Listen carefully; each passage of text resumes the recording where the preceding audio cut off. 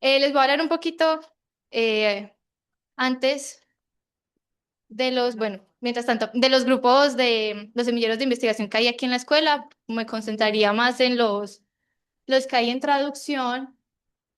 Tenemos aquí, bueno, estos son de licenciatura, pero también están muy abiertos a recibir personas del pregrado de traducción. Y los principales que tenemos aquí, tenemos el semillero de Litra, de leer e interpretar para traducir. Ese lo coordina el profe Daniel Jaramillo, por si quieren escribirle algún correo, decir cuándo se reúnen para que vuelva a reactivarse, porque ahorita no está como tan presente, pero en cualquier momento se puede reactivar. Tenemos el semillero de traducción, género y feminismo. En este momento se está llevando a cabo un proyecto de investigación de traducción de testimonios, que parece que el semillero estuviera cerrado, pero si ustedes también quieren hacer parte del semillero, investigar otros temas en relación a la traducción del género y el feminismo, también muy bienvenidos y bienvenidas. Tenemos el semillero independiente de investigación en estudios generales de traducción y terminología, que lo coordina la profe Adriana. Si no estoy mal, en estos días va a haber una reunión para volverlo a reactivar, entonces también pueden enviarle correo. Los correos pueden que no estén aquí, pero pueden buscar como en los contactos que hay de la escuela, como en la atención a ciudadano y los profes. Y este es uno de los semilleros uno de los más recientes, que lo coordina la profe Luanda, que estudia ya la parte del portugués, pues la conexión lusófona principalmente, y el último que coordina el profe Pedro y que está inscrito en el grupo de investigación más grande que también se llama Frasema. Aquí se estudian varias cosas, desde la traducción audiovisual, también la lingüística de corpus. Entonces, por si también están interesados e interesadas pues en este semillero o en cualquiera de los otros, no duden en comunicarse con los profes, o si también tienen un interés que no va de acuerdo a estos intereses, pueden crear sus semilleros. Por ejemplo, el semillero de traducción, género y feminismo no lo coordina una profesora, aunque la profe Paula siempre nos está apoyando, sino es la coordinadora principal, es una estudiante de pregrado. Entonces, para que también, si quieren crear semilleros, súper bienvenidos y bienvenidas. Ay, sí, ay, qué. Sí, el semillero de interpretación. Sí, sí. Eh, bueno, yo creo que ya con eso podemos iniciar con las presentaciones. Bueno, la primera que tenemos, sí. La investigación, el título es ¿Qué vamos a hacer tú y yo, baby girl?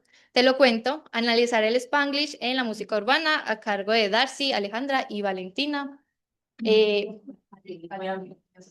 sí, y les explico, para que cuando estén presentando, estén pendientes como de Natalie, de las paleticas, que va a ir contando el tiempo para que sea bien medido. Y al final, pues, al final de cada presentación vamos a tener 5 minuticos de preguntas, entonces para que las puedan ir anotando y ya al final las hacen.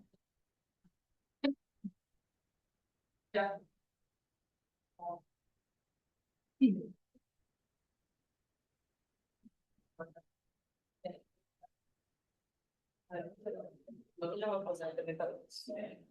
claro, ¿eh? No, las primeras siempre son las mejores. ¿Quieren que les pase las diapositivas? Bueno, no. Yo creo.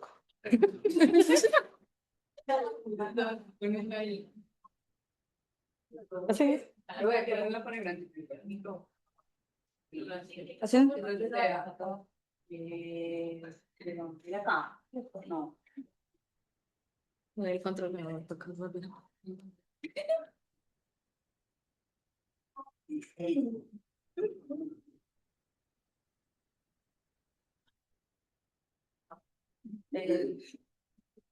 Bueno, buenas tardes. Buenas tardes, nuestro grupo está conformado por Darcy Herrera, Valentina Rodríguez y mi persona, Alejandra Ocampo, y vamos a presentar qué vamos a hacer tú y yo, qué vamos a hacer tú y yo, baby girl, te lo cuento, analizar el Spanglish en la música urbana. Bueno, los objetivos específicos que teníamos eran clasificar las características lingüísticas del Spanglish encontradas en las letras de canciones de música urbana de acuerdo con las categorías cambio de código, calco, préstamo y transferencia pragmática.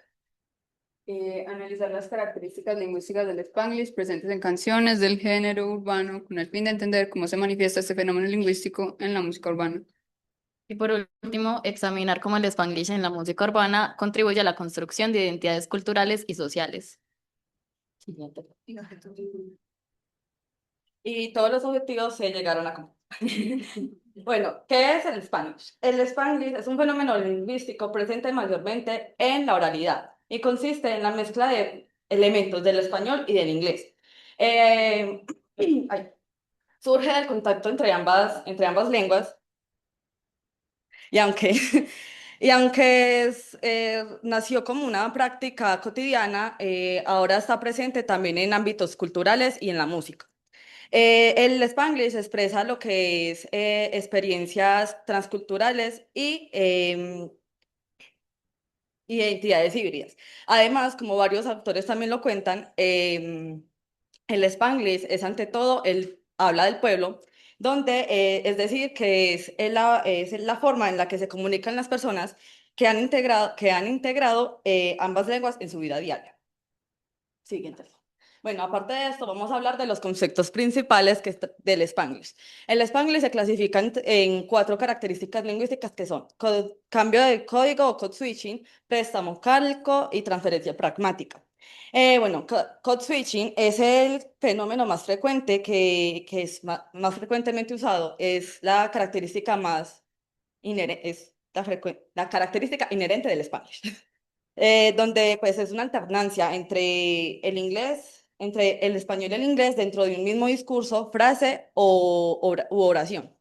Realmente no es al azar, se hace siguiendo las reglas lingüísticas de ambas lenguas. Así, es decir, que posee pues un patrón u orden establecido donde las personas que emplean esto día a día siguen inconscientemente estas reglas a la perfección, tanto en inglés y en español. Préstamo trata de que es la incorporación de elementos léxicos de una lengua a otra. La mayoría de términos manifiestan unas adaptaciones morfológicas y fonológicas y que permiten su integración en la estructura del lenguaje. Por ejemplo, escáner a escáner. Calco. Calco es en sí la traducción literal o de expresiones o frases que vienen del inglés al español y se sigue y se respeta pues su estructura. Por ejemplo, to call back en Puerto Rico es llamar para atrás. Y también está el ejemplo de fast food, es comida rápida. Y finalmente, transferencia pragmática, que es el uso de marcadores discursivos o expresiones funcionales del inglés dentro de un discurso en español, dando así un matiz como expresivo o conversacional en el habla. Por ejemplo, anyway, ¿qué querías preguntarme? Así es. Otro de los conceptos principales es... Ah, ok. Ah, ok. No, ya los otros importantes son identidad cultural y la música, que también se desglosa la rima, la melodía y el ritmo lingüístico. Sí, sí, no, no da tiempo. Nuestra investigación tiene una metodología empírica en la cual nosotras cogemos el fenómeno lingüístico, lo observamos en un contexto real, en este caso las canciones, y generamos conocimiento nuevo, que es el análisis de las diferentes características. Esta es la playlist que tenemos, fueron 15 canciones, claramente todas utilizan el Spanglish. Siguiente pregunta. De esas 15 canciones se sacaron 27 fragmentos. El préstamo estuvo 17 veces, el code switching 12, el calco 5 y la transferencia pragmática 6. Para llegar a todos estos resultados, nuestra herramienta base fue una tabla en la que teníamos divididas todo lo que es las canciones, los fragmentos, las categorías del Spanglish y listo. Bueno, para darles una contextualización de lo que fue esta investigación, trajimos 4 ejemplos con 4 de las canciones. La primera es 8am de Nicki Nicole y John Mico. Aquí tenemos préstamos del inglés en los que no se presenta cambio ni en la morfología ni en la fonética de estas palabras. Tenemos easy, baby girl, explicit y baby girl otra vez. La implementación de estas palabras en inglés en la canción se infiere que es para que pues, se utilizan para que funcionen las rimas entre los versos. En este caso, difícil, easy y explicit y después la repetición entre baby girl. También hay un cambio de código en el que pues, se cambia del inglés al español. Primero tenemos la expresión call me up y después seguimos en español con qué vamos a hacer tú y yo. Y estas repeticiones son muy usuales en la música urbana, precisamente porque quedan pegadas en la cabeza. Esa es la idea de... Clase 101 de Fade y John Mico. Tenemos, como en el caso anterior, préstamos que no cambian, Upperbot y Baby. Y tenemos Oh My God y What the Fuck, que se consideraron transferencias pragmáticas porque cumplían una función de interjección dentro de la canción, dentro de este fragmento. También Hey y ya. Code Switching, como en el caso anterior, You Got Me Stuck y I'm Falling in Love. Algo curioso que ocurrió en este fragmento es que Oh My God y What the Fuck tienen el mismo número de sílabas. Lo mismo con las partes de code switching, tienen el mismo número de sílabas contando el hey. ¿Qué pasa aquí? Esto, ¿por qué es importante? Porque se sigue, al utilizar las palabras y las frases en inglés, tenemos menos número de sílabas. Si pasamos esto a español, quedaría mucho más largo. Entonces, para cantarlo, tendrían que cantarlo muy rápido y se comprometería el ritmo y la musicalidad de la canción. Para que no pase esto, se generan estos espacios en inglés. Este fue uno de los pocos casos que encontramos de préstamos en los que se cambiaba la estructura morfológica y fonética de los términos. Tenemos chateo de to chat y pariseo de pari. Se emplean aquí como rimas entre versos. ¿Sí? Sí, también. Y la última, tenemos sintieron la pressure, es un calco de la expresión en inglés to feel pressure. Lo curioso acá es que para seguir con las convenciones del español se adicionó el artículo la, sintieron la pressure. Y en el caso de maybe es una transferencia pragmática porque es un marcador discursivo. Y aquí tenemos thank you, maybe, ambos tienen dos sílabas, ambos tienen el mismo sonido en la última sílaba. Entonces se genera la rima. Por último, vamos a hablar de cómo el Spanglish refleja la identidad cultural de sus cantantes. Entonces, Monteagudo nos dice que la presencia del inglés dentro del género y otros estilos afines revela el peso de la globalización y la influencia cultural anglosajona de la entidad latina contemporánea, pero es el español quien da la mayor parte del significado y quien estructura las canciones. Entonces vimos como tres patrones. El primero es el patrón de los artistas que se ajustan al mercado. Em, el, ay, en culturas como la argentina o la colombiana, se entiende que las lenguas extranjeras son una forma de acceder al mercado internacional. Es por eso que artistas como Faith, Ryan Castro, Nicki Nicole y Catriel y Paco Moroso se acoplan a las convenciones del género urbano. Entre esas convenciones está el uso y la inclusión de música del Spanglish o de palabras en inglés para acceder al mercado global, especialmente al mercado de Estados Unidos, porque si llegaste a Estados Unidos ya ganaste. Entonces, aunque muchos de esos artistas han sido criticados porque no hablan bien inglés o porque, sí, porque tienen un nivel bajo de inglés, el, em, eso no les impide que accedan al mercado global por medio de las palabras en inglés dentro de la música en español. La mayoría del significado sigue siendo dado por el español. Pasa. Bueno, otro es Rabayana, que Rabayana lo que hace es crear un universo simbólico alrededor del multiculturalismo. Ellos tienen música caribeña, música con ritmos muy caribeños, pero los combinan con ritmo urbano y a la vez incluyen palabras en español, en inglés y en lenguas indígenas, y incluso su nombre es de la cultura hindú. Entonces, el uso del Spanglish se alinea mucho con la filosofía del grupo. Pasa. No, para finalizar, están los artistas puertorriqueños. El reggaetón nace de la función del reggae y el dancehall jamaicano, luego pasó a Panamá, luego volvió a Puerto Rico, donde se combinó con el hip hop estadounidense, y estos artistas dan cuenta de cómo ya, de cómo tienen esta identidad cultural y de cierto modo se apropian de ella. Hay artistas como Bad Bunny que al evitar usar el Spanglish, por ejemplo, en su último disco, han recibido como críticas por no usarlo, entonces eso muestra que incluso cuando el Spanglish no está, es muy importante y es hasta subversivo no usarlo. Listo. Gracias.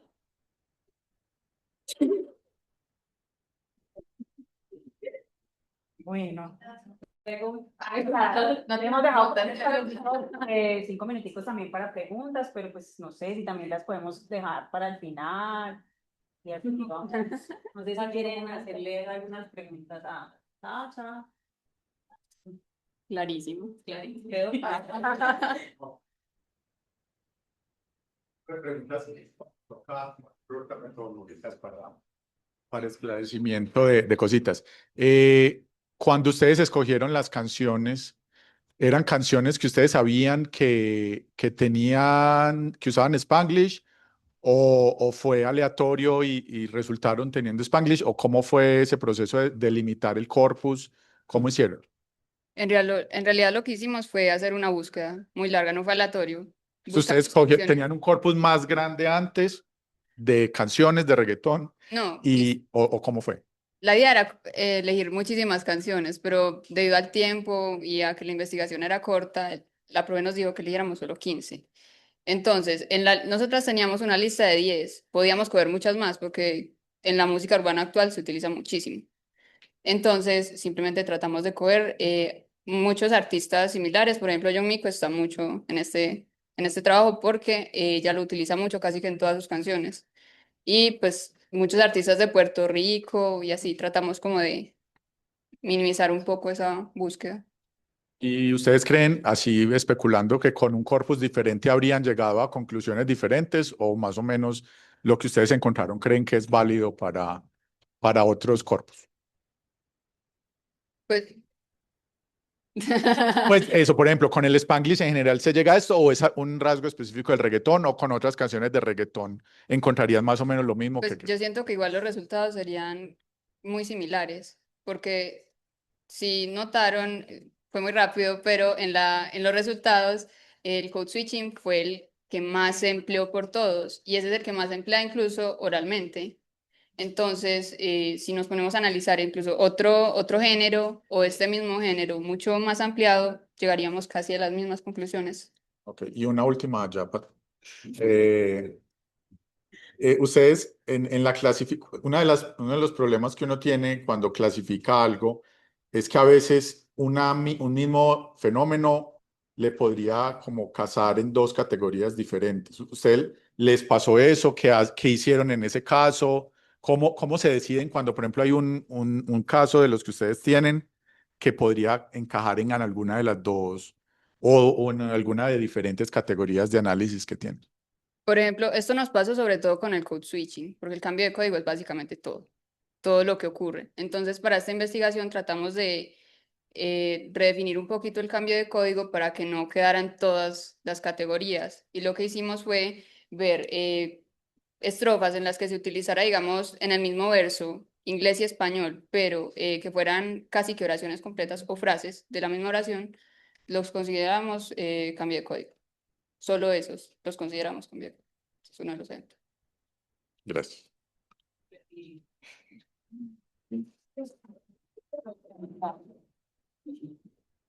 Bueno, Laura, Elisa y Alejandro.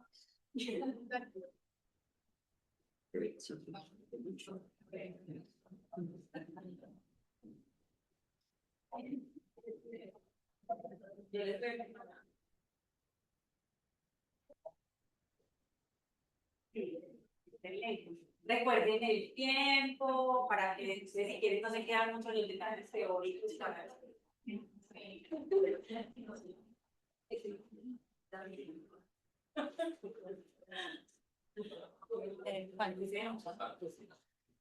Buenas tardes, colegas. Nosotros vamos a hablar sobre error o deber ético, la interpretación jurídica en el contexto colombiano. Mis compañeros son Alejandro Agudelo, Laura González y quien les habla, Elisa Guzmán. Bueno, esto es el contenido que vamos a ver, profe. Y una pequeña introducción. Entonces, el tema es la interpretación jurídica y ética en el estudio de caso de ética de la interpretación en la audiencia de John Paulos por el asesinato de Valentina Tres Palacios. Un contexto breve. John Paulos es un estadounidense de 37 años al día de hoy que asesinó a Valentina Tres Palacios en la ciudad de Bogotá. Al ser un extranjero, entonces la ley 906 del 2004 dice que cuando hay una persona que no conoce la lengua, se le debe asignar un traductor o intérprete que esté pues avalado. Entonces, en el caso de John Paulos, se le asignó a la intérprete Marta Lucía Morales, quien lleva más de 30 años ejerciendo y quien hacía parte del Consejo de los Traductores, del grupo de traductores del Consejo de la Judicatura, que apoyó pues este caso. La intérprete renunció debido a que hubo una controversia mediática porque se evidenciaron muchos errores o inconvenientes en la interpretación. Esto fue lo que nos hizo interesarnos en el tema y preguntarnos qué pasa pues con la ética.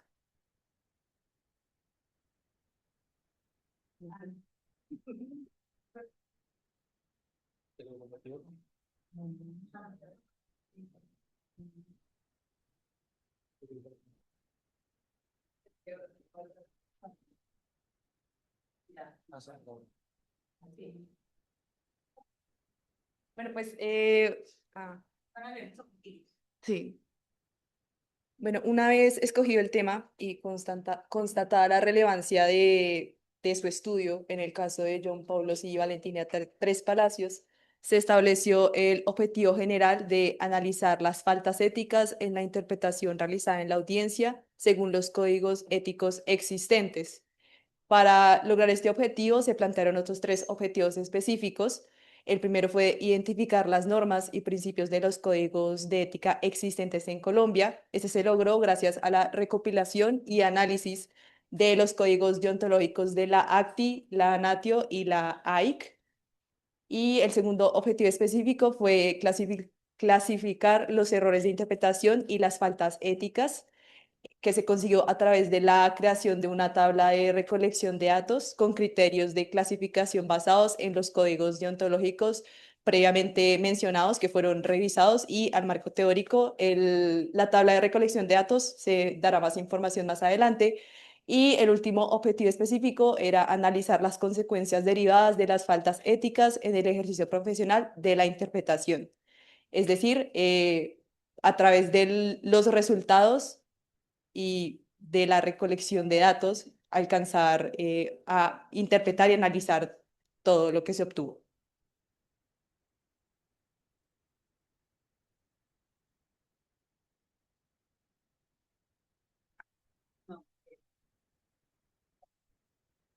Bueno, con respecto a la recolección de datos, la hicimos en una tabla de Excel.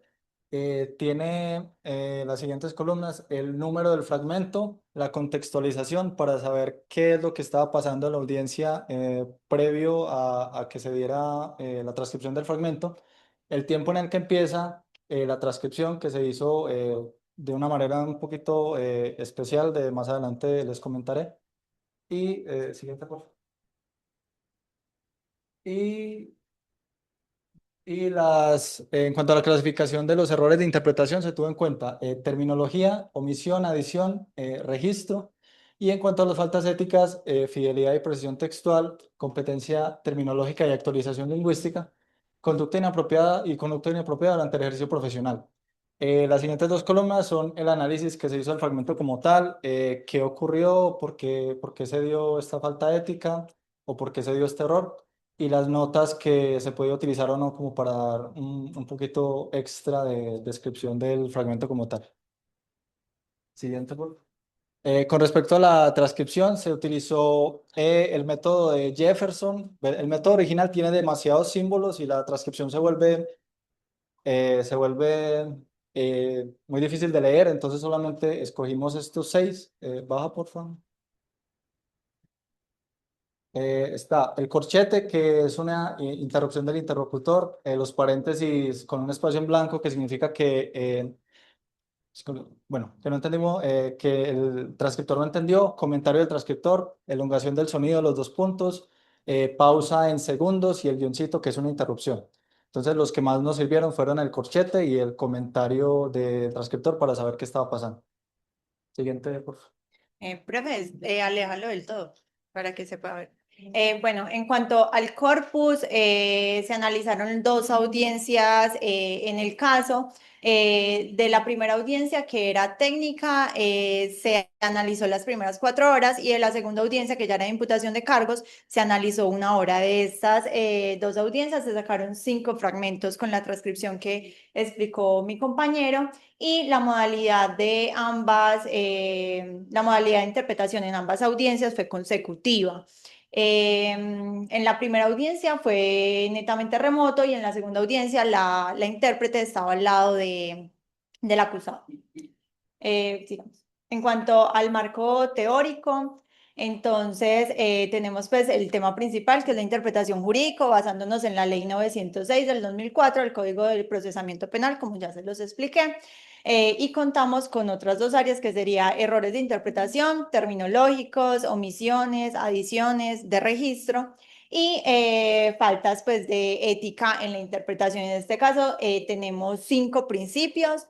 Por ejemplo, el principio de competencia, por ejemplo, que sí sepa el idioma, la terminología, el principio de integralidad, que sea profesional, principio de neutralidad, que no agregue información que no está, el principio de fidelidad, seguir el registro, el estilo, y principio de confidencialidad. En este caso, pues era una audiencia que se terminó siendo pública, pero pues en algunos casos no. Entonces, de esta ética tenemos una clasificación de la ética, que serían los siguientes modos: ética de comunicación, ética de servicio, ética de representación, y la ética basada en las normas, que es, como le dijo mi compañera Laura, la ATI, la NATIO y la AIC. En cuanto a los resultados, la mayoría de los errores de interpretación fueron de terminología con un 40%, luego fue omisión, adición y registro con 24, 20 y 16%. En cuanto a la terminología, se observó una traducción bastante literal de la mayoría de los términos. Por darle algunos ejemplos, jueces de conocimiento como judges of knowledge, el de fiscalía como prosecutor, pero sería, y aquí tenemos la tabla con nuestra traducción sugerida, como Attorney General's Office, en el caso, por ejemplo, del nombre de la audiencia, formulación de cargos de imputación, lo tradujo como Formulation of Imputation of Charges. Entonces, se nota mucho la falta de conocimiento en la terminología, tanto así que opta por una traducción más literal. Y siguiente, por favor.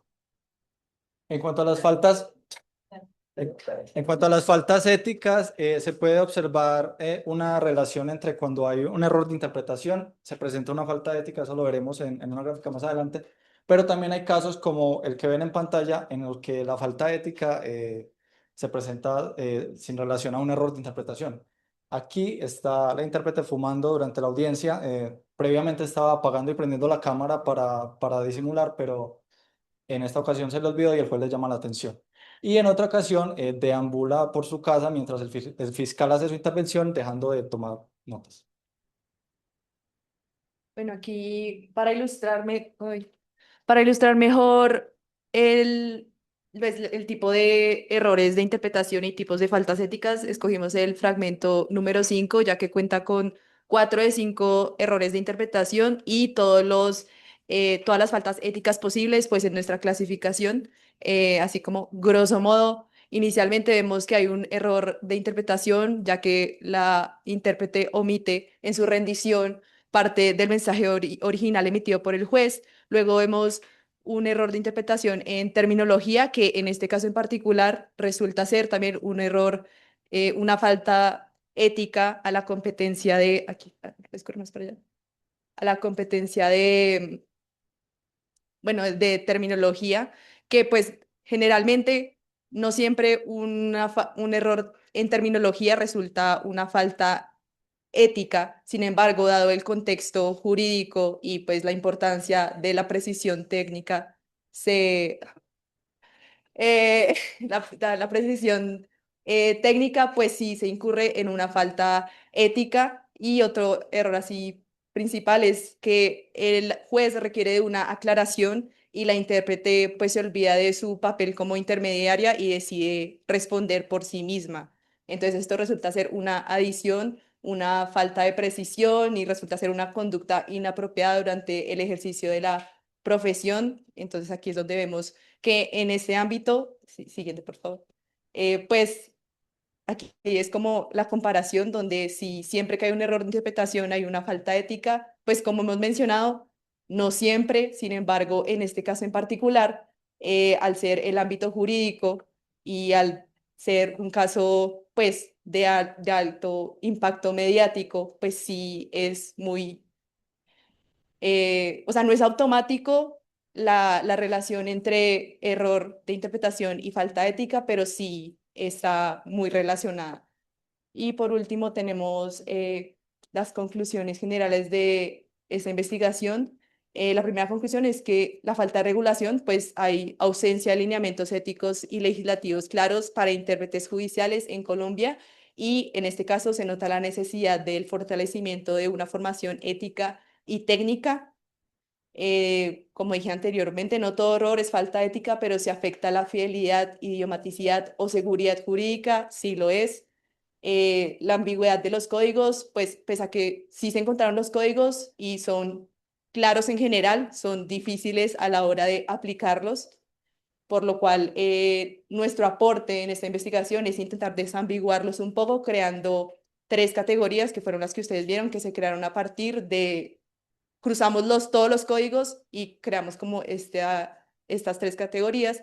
Y lo último es las consecuencias de estas faltas éticas, pues en este caso el error sí se convirtió en falta ética con un impacto social, ya que esto puede ocasionar ocasionó la revictimización, deslegitimización y desplazamiento del foco judicial.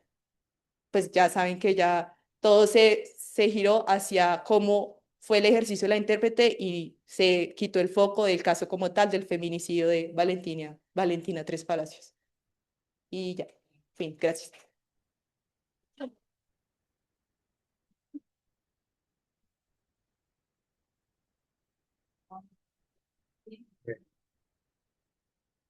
Preguntas. Dale.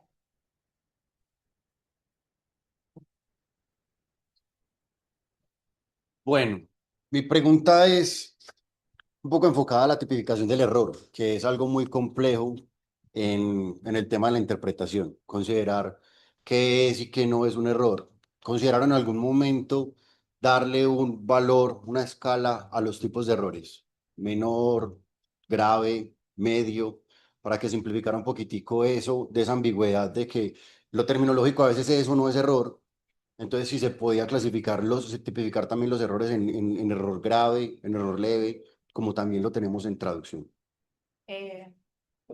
Bueno, nosotros para hacer la investigación teníamos como mucho conflicto en saber cómo clasificar las cosas, ya que estábamos combinando la parte, al inicio, la parte legal, la parte ética y la parte traductológica, más entender que cuando se hace una interpretación, el intérprete no tiene la misma tarea del traductor de traducir casi que siendo muy fiel, sino que el intérprete se le da una libertad donde dice, transmita el significado, no omita, no adicione, pero transmítalo.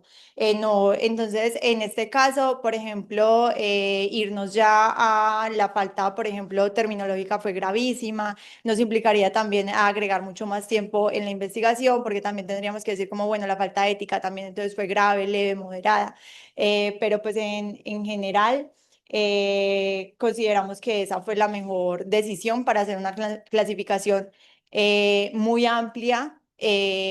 Para llegar como a lo preciso, que era lo que nos interesaba, de saber qué está pasando como con la ética dentro de las interpretaciones.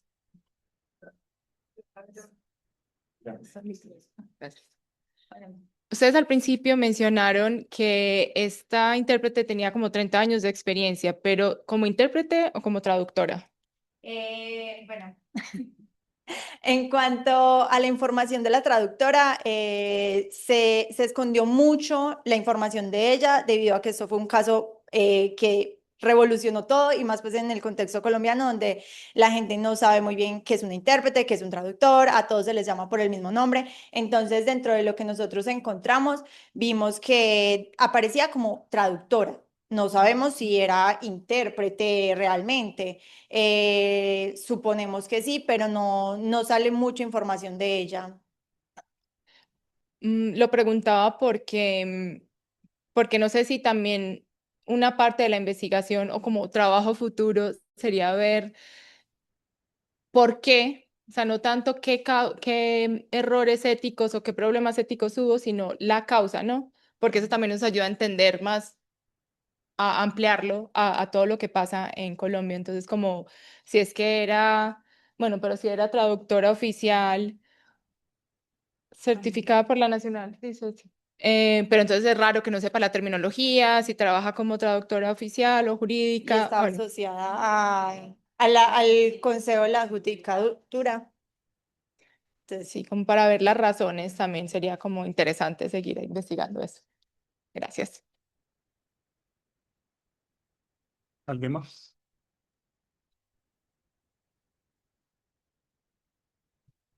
Yo tengo más una pregunta de la transcripción. Voy a irme más a la transcripción que a la Oh. parte del análisis de los datos. De esa transcripción, el modelo que ustedes tomaron, más allá de las pausas y la simbología que tiene, no sé si la puedan como explicar un poquito más de cómo separan las ideas, si es la intervención, a partir de la intervención de cada persona o si, por ejemplo, tienen como un párrafo con símbolos o tienen, saben ustedes cómo determinar dónde poner la coma, dónde poner el punto, cómo pasar el código oral a ese código escrito, como lo hicieron. A ver, tratamos de hacer la transcripción de manera que al leerla se sintiera como algo oral. Entonces, si de pronto decían algo de una manera muy extraña o la intérprete de por sí se equivocaba en su pronunciación o algo así, lo dejamos así tal cual. Lo mismo con las comas y con respecto a los símbolos los queríamos utilizar principalmente para no tener que devolvernos mucho al video y saber como qué estaba pasando. Bueno, si había una pausa, por ejemplo, de 5 segundos, de 6 segundos, saber que estaba ahí, si estaba una interrupción, saber que estaba ahí, si se solaparon el juez y el intérprete, saber que eso estaba ahí. Entonces, más que utilizar las comas, los puntos y los símbolos como normalmente se usan, se utilizaron es más que todo para saber como el flujo de la intervención de cada persona. Sí, no, yo de hecho quería agregar que siento que a la hora de transcribir fue como muy intuitivo y lo que más se intentaba resaltar era como la oralidad y de hecho pues si se mira toda la investigación uno se da cuenta que es muy poco fluida, tanto, o sea, pues el juez sabemos que el lenguaje que se usa es como a veces muy técnico, pero también se nota mucho en la intérprete como hay muchas pausas. Nosotros usamos entre paréntesis, ponemos el número como si se demoró 2 milésimas, 2 segundos en hablar. Entonces, en una parte se nota mucho que hay muchos números porque ya como que para mucho y eso demuestra como mucho nuevamente la impericia de ella que pone en duda pues su profesión como intérprete. Gracias. Estaba preparada. No, Uy, muchas gracias. gracias, chicos.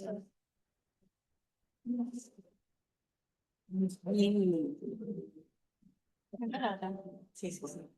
Eh, bueno, ahora tenemos, qué pena que ahorita no presenté al grupo que acaba de presentar.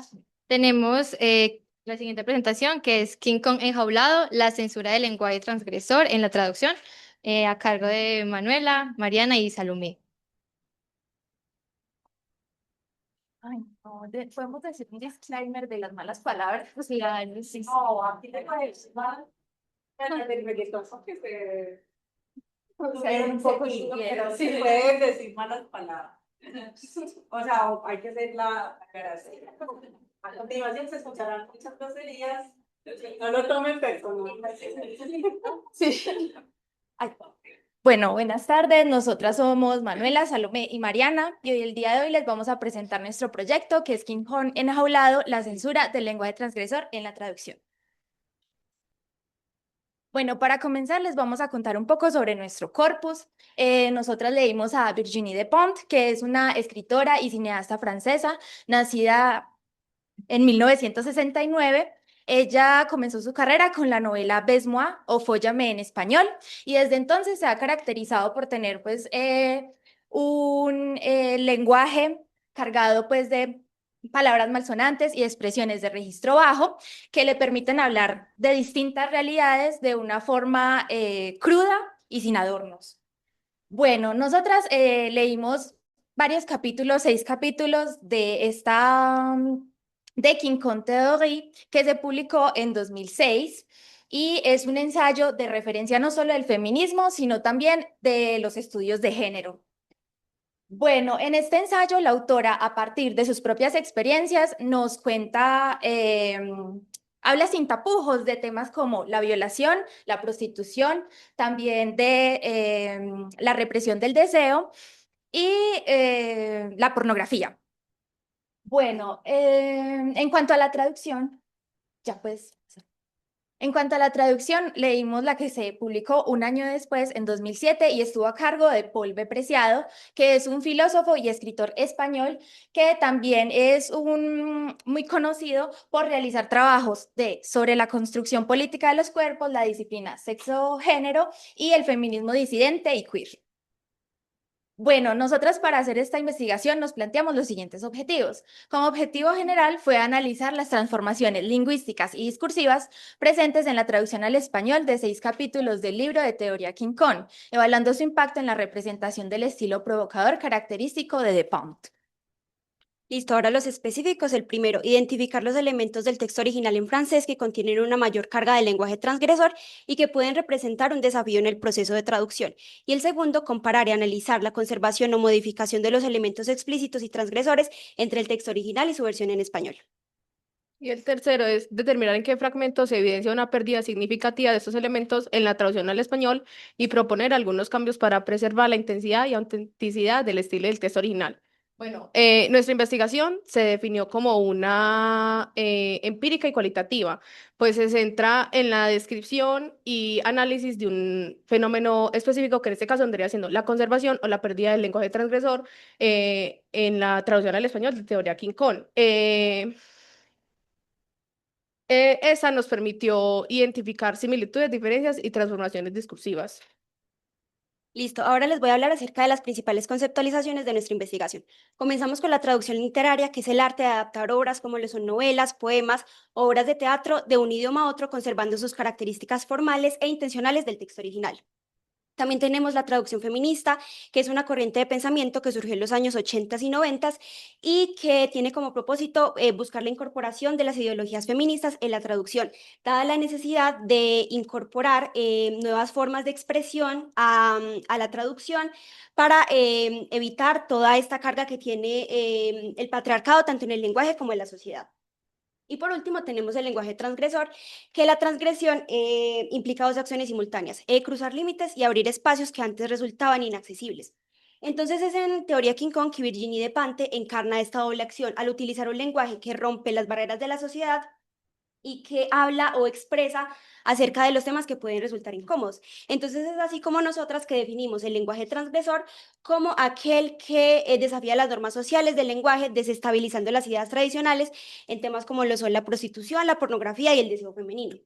Entonces, ya teniendo todo esto en cuenta, nosotras tomamos y adaptamos nuestras categorías de análisis. Acá las pueden ver, se las voy a explicar bastante rápido. Tenemos los insultos, ejemplos como lo son nanti y pede, que son maneras muy groseras, muy peyorativas de referirse. Nanti a las personas ricas y pede a las personas homosexuales. Tenemos el lenguaje sexual explícito, ejemplos tenemos le vrai en coplan, pero de ese les hablo más adelante. Penny, que es pene, y poitrine, que en el contexto es tetas. Tenemos las metáforas, que por ejemplo, j'ai un chat en travers de la gueule, que básicamente significa tengo una vagina en la cara, que es como haciendo una crítica a que los hombres piensan que las mujeres somos vaginas andantes. Y por último tenemos el lenguaje irónico, ahí pueden ver el ejemplo, y ella lo utiliza mucho para exagerar. Bueno, en cuanto a los resultados, pues Nosotros al finalizar pues la lectura de esos 6 capítulos tuvimos 16 fragmentos analizados. En esos fragmentos teníamos palabras o expresiones que clasificamos en ese lenguaje transgresor. Pero en este caso les vamos a mostrar los resultados por medio de las estrategias de traducción que se aplicaron a ese lenguaje transgresor. Entonces, la primera es la neutralización, que es cuando se atenúan, se suavizan o se suprimen elementos que tienen cierta carga lingüística. Y en esta obra no se trata solamente como de hacer un cambio de una palabra y ya está, sino que esto tiene un peso tanto estético como simbólico enorme, porque De Pont escribe para incomodar, sacudir y romper con lo correcto. Entonces, al hacer esto estaríamos reduciendo su impacto y también es como si estuviéramos protegiendo al lector de esa radicalidad y crudeza. Y también pensamos que al hacer una neutralización también se está como quitando a De Pont como si fuera la narradora de ese texto. Entonces, este fragmento, pues acá pueden ver la parte en francés, está la traducción al español. Este salió de Salud les filles o Buena suerte chicas. Y acá, pues para darles un contexto así por encimita, ella reflexiona sobre ser mujer en un sistema patriarcal y también está denunciando como las limitaciones que se le imponen a la feminidad y expresa sus ganas de tener poder, valentía, libertad, que son cosas que no se le deberían como solo dejar a los hombres. Entonces, primero tenemos Je m'en fous du penny, y bueno, y la siguiente es la misma, que se tradujo como no me interesa el pene. Je m'en fous du penny viene de la expresión s'en foutre, que significa como rechazar o mostrar indiferencia hacia algo, pero no es como de una forma tan formal como decirlo no me interesa, sino que decir no me interesa, sino que es con más severidad, es con más molestia, e incluso al tener en cuenta la primera parte que dice querer ser un hombre, yo soy mejor que eso, se muestra como cierto desprecio. Entonces ahí podríamos cambiarlo un poquito, agregar algo, poner me importa una mierda, me importa un carajo, también habíamos pensado en me importa un culo, también me vale, bueno. Después tenemos Je ne veux pas qu'on m'ouvre les chairs pour me faire gonfler la poitrine. Bueno, sí, hagamos con ese. Ay, dale, perdón. Bueno, ese se tradujo, no quiero que me abran la piel para hincharme los pechos. Bueno, acá en realidad es solamente como una palabra la que nos hizo un poquito de ruido, que fue le chair. Chair se traduce pues al español como carne. Entonces, al traducir chair por piel, estaríamos bajándole un poco a esa intensidad o a la imagen mental que nos podría pues, venir cuando leemos el fragmento, porque en el original se vuelve como, o sea, es algo más corporal, es literalmente abrir el cuerpo. Entonces, nada, simplemente se podría dejar como carne y mantener eso. Y con los poitrine, bueno, no nos molesta que se haya traducido como pues los pechos, pero también poitrine es como una forma vulgar y un poco sexual de referirse al busto de una mujer. Entonces, si de pronto uno como traductor quiere irse como por el lado de la sexualización del cuerpo femenino, se podría poner como tetas. Y por último tenemos Je ne veux pas avoir un corps de filet longiligne alors que j'approche de la quarantaine. Entonces no quiero tener un cuerpo longilíneo de adolescente cuando me acerco a los 40. Acá es con la palabra filet. Filet es el diminutivo de fille, o sea, una petite fille. Y nada, nosotros ahí pensamos, ¿por qué no simplemente poner niña y niñita? Y pues como para hacer evidente o denunciar esa infantilización que pueden sufrir las mujeres y también al mismo tiempo mostrar como, no sé, esos pensamientos retorcidos que pueden tener algunos hombres que piensan que aunque la mujer esté envejeciendo debe mantener un cuerpo de una niña porque al decir adolescente uno está cambiando un poco la edad de la que se habla en el original. Bueno, no tenemos tiempo para ese, entonces por favor el próximo.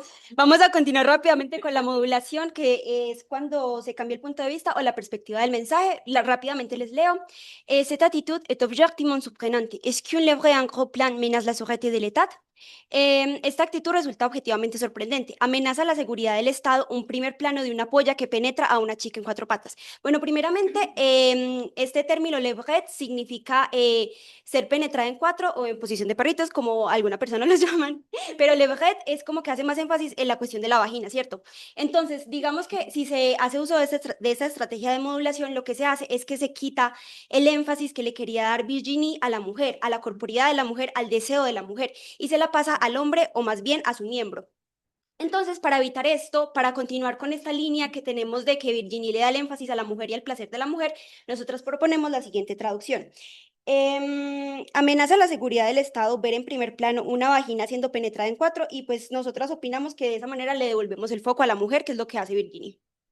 Bueno, y el último es la equivalencia funcional, que como su nombre lo dice, es una palabra que intenta crear el mismo efecto en el escrito meta. Y pues acá la palabra PD es una forma muy vulgar y peyorativa de llamar a los hombres homosexuales. Y aunque nosotros consideramos que la palabra marica está bien, pues acá en un contexto colombiano de pronto le baja un poquito el registro porque es una palabra que se usa en la vida cotidiana. Y Ildra Phil es una expresión que implica obedecer y no desviarse, pero nosotros sentimos que debido al contexto lo hacen ver más que los hombres como que se retienen a ellos mismos de no ser homosexuales. Y pues bueno, antes de continuar, tenemos que aclarar que Virgin no usa la palabra PD para referirse de una manera fea a los homosexuales, sino que ella lo hace con una carga irónica, como representando esta palabra como un mecanismo de disciplina que genera temor en los hombres. Entonces, nuestra propuesta sería cambiar PD por una palabra mucho más fuerte que no dé espacio para la ambigüedad. Entonces sería como cambiarla por puto o mariquita. Y il file droit sería cambiarla por así que tienen que obedecer. Y pues ya la conclusión es que nos permitió evidenciar que en muchas ocasiones el lenguaje transgresor de Virgin fue disminuido por Paul. Y también que expresiones vulgares, imágenes explícitas y metáforas cargadas con violencia fueron transformadas o suavizadas, lo que redujo parcialmente la fuerza que tiene el texto. Y también afecta el cómo se representa el deseo, la sexualidad y la crítica al orden patriarcal. Y también, pues, estos hallazgos nos dieron a evidenciar que para traducir un lenguaje transgresor se necesitan tomar decisiones que van más allá de lo ideológico y de lo lingüístico y que se deben desarrollar más estrategias para traducir este tipo de obras radicales feministas que conserven lo político y lo estético. Y ya.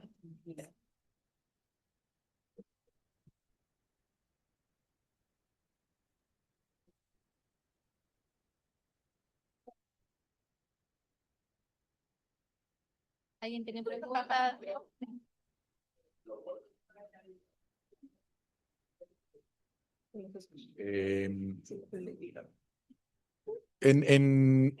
Como parte de la investigación, ustedes proponían traducciones cuando no les parecía como que la traducción censuraba o le bajaba o se perdía algo.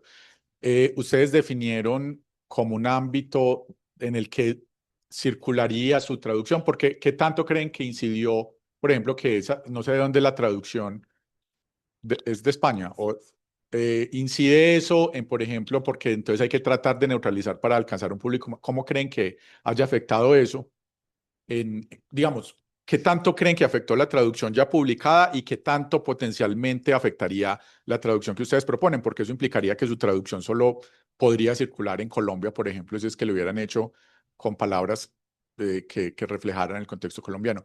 Y segunda, pues una pregunta algo hipotética, y es, ¿qué tanto creen que incidió que el traductor fuera hombre en que se tradujera de esta manera? Si creen que, por ejemplo, ustedes, por ser mujeres, Sí. pueden acercarse más a ese tipo de Pues, solución. la verdad, este es un trabajo, pues la traducción y el traductor es un tema muy interesante porque cuando Paul hizo la traducción, él era una mujer.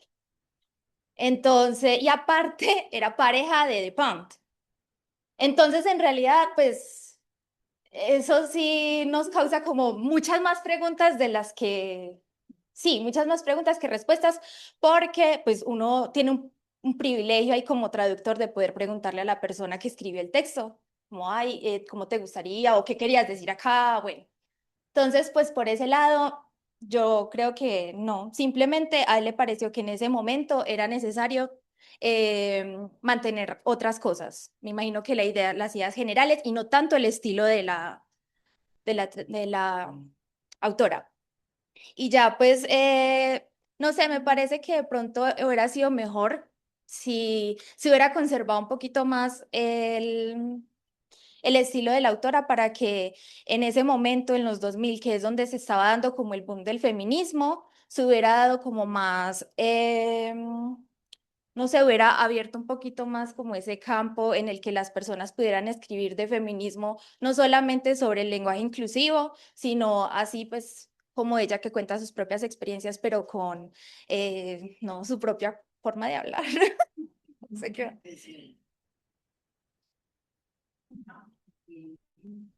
Yo voy a hacer un comentario, pero más por la parte que ustedes mencionaron que el autor utiliza mucha ironía, que hay trabajos, hay una autora, una investigadora canadiense, porque en Canadá se da mucho lo del movimiento feminista en la traducción, eh, que se llama Melissa Theriot. Ella investiga con otras personas cómo el humor que hace la mujer, la ironía, pues las bromas, este juego de doble sentido, tiende a ser más en las mujeres de ironía, por si quieren como investigar más al respecto. Muchas gracias.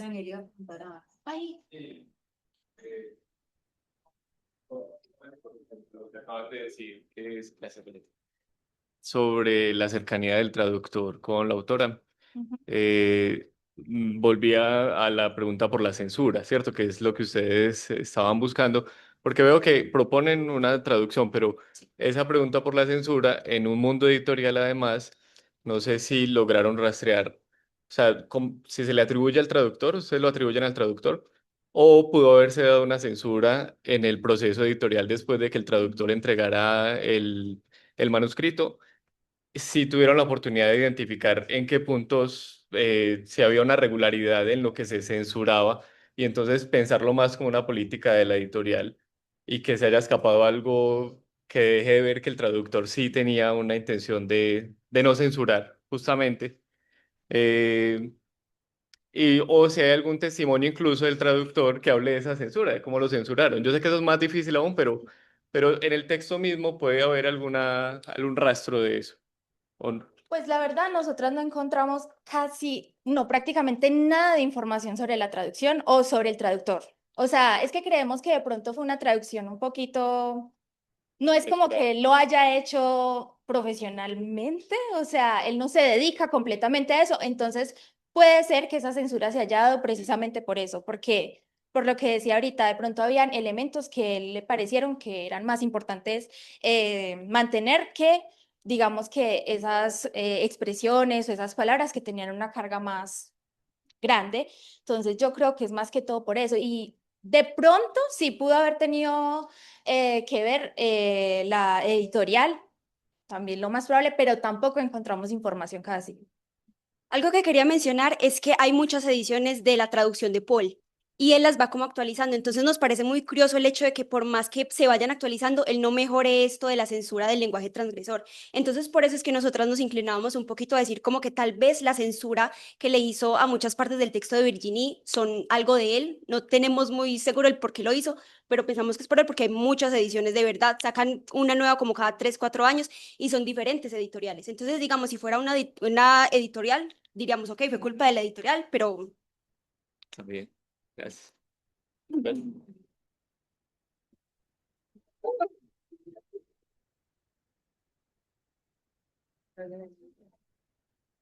Bueno, la siguiente investigación. Galletica y tintico. Ahí hay galletitas y tintico.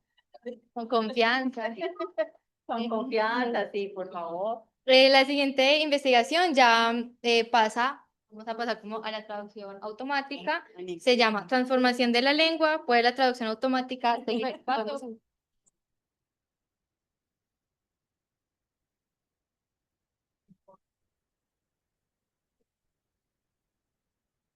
Bueno, hola, buenas tardes compañeros y profes. Nosotras somos Winnie Buenaños, Sara Fernández y nuestro proyecto de investigación, profe. Perdón, Miguel.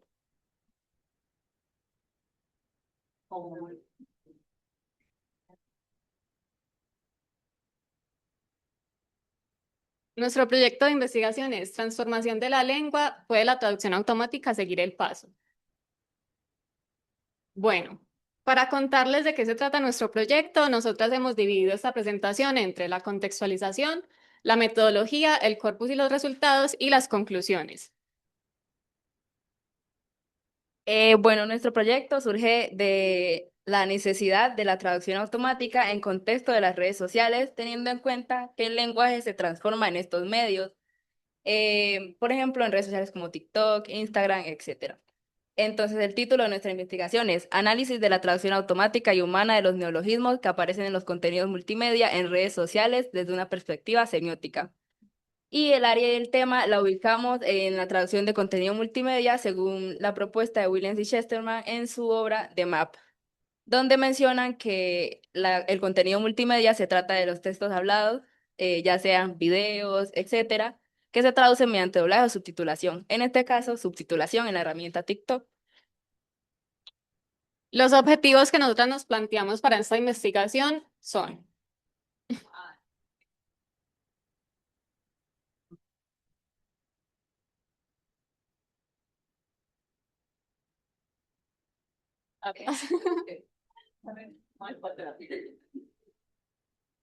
bueno, primeramente el general, que consistía en comparar y analizar la traducción automática y la humana de los neologismos encontrados en el contenido multimedia de TikTok, considerando los diferentes factores semióticos que aportan al sentido. Los objetivos específicos son realizar un análisis cualitativo de la traducción automática de videos compuestos por signos verbales y no verbales de la plataforma TikTok. También evaluar la calidad de los sistemas de traducción automática y la traducción humana al momento de identificar y comprender los elementos semióticos. Y finalmente, identificar los factores semióticos presentes en el contenido multimedia de TikTok. Bien, en cuanto a la metodología, para cada objetivo establecimos algunas tareas que necesitábamos cumplir para lograr el análisis que necesitábamos. Entonces, para el primer objetivo específico, realizamos la búsqueda y recolección de 10 videos de TikTok que conformaban el corpus de análisis. Luego realizamos el vaciado en la herramienta de recolección de datos, que fue una tabla en documentos de Google, y luego la interpretación de los datos obtenidos como último paso para este objetivo. En el segundo objetivo específico, establecimos criterios de evaluación de calidad, que ya ahorita explicaremos, y realizamos la evaluación respectiva también en una tabla, en una escala de Likert, que también ya vamos a explicar los valores. Y para el tercer objetivo específico, definimos los elementos semióticos que íbamos a incluir en el análisis y elaboramos una lista de los elementos semióticos de cada video. Bueno, como dijo Winnie anteriormente, nuestro corpus de análisis se compuso de 10 videos de TikTok. Las fechas de publicación son desde el 2022 hasta el 2025. Quisimos no solo enfocarnos en videos tan recientes como del 2025 al 2024, sino que también quisimos ver si había algún cambio al analizar neologismos que estuvieran ya más tiempo en esta red social. Si de pronto la herramienta automática reaccionaba de manera diferente, y el rango de la duración de estos videos son de 7 segundos a 30 segundos. Dentro de estos 10 videos, nosotras pudimos identificar 8 neologismos. 2 de estos neologismos se repiten, pero es porque la herramienta automática nos dio diferentes opciones de traducción.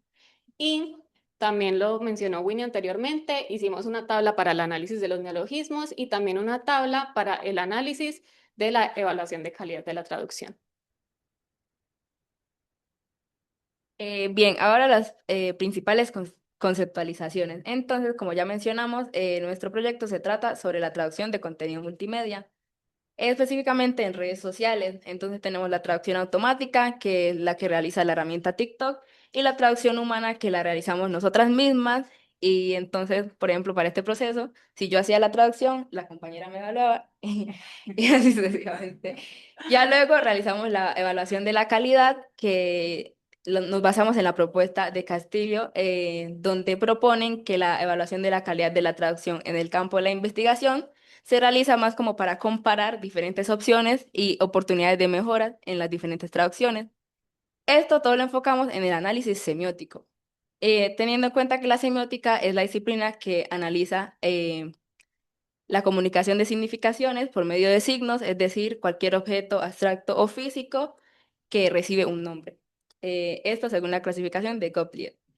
Y ya dentro de la semiótica tenemos los signos no verbales, que son como la parte compleja de la semiótica, es decir, expresiones y demás. Y los signos verbales, que son más que todo los que se pueden representar como gráficamente y así. Para catalogar el neologismo teníamos como ciertas dudas, pero en uno de los textos que analizamos encontramos que los signos verbales también estudian el cambio de la lengua y los neologismos son precisamente eso, el cambio que se da en las lenguas, ya sea por nuevas significaciones o nuevos vocablos que se añaden. Entonces, clasificamos el neologismo como un signo verbal y para esto también nos basamos en la tríada de Peirce, que propone el representamen, el objeto y el interpretante. Bueno, ya más adelante los explicaré. Bueno, esta es una muestra de cómo luce nuestro corpus. Este video, el diálogo original dice, Brad, she's Smith, you look like Bubble Buzz from SpongeBob, you don't have the fucking right dude. La traducción automática que nos arroja TikTok es, bueno, ella está en el medio. Pareces bajo burbuja de Bob Esponja, no tienes el maldito derecho, amigo. La traducción que nosotras propusimos es muy paisa, pero es porque queríamos hacer una, como ese contraste entre lo que puede lograr la traducción humana y lo que nos arroja la traducción automática. Entonces, nosotros dijimos, mano, ella está regularcita, vos pareces roba la burbuja de Bob Esponja, no tenés el maldito derecho, parce.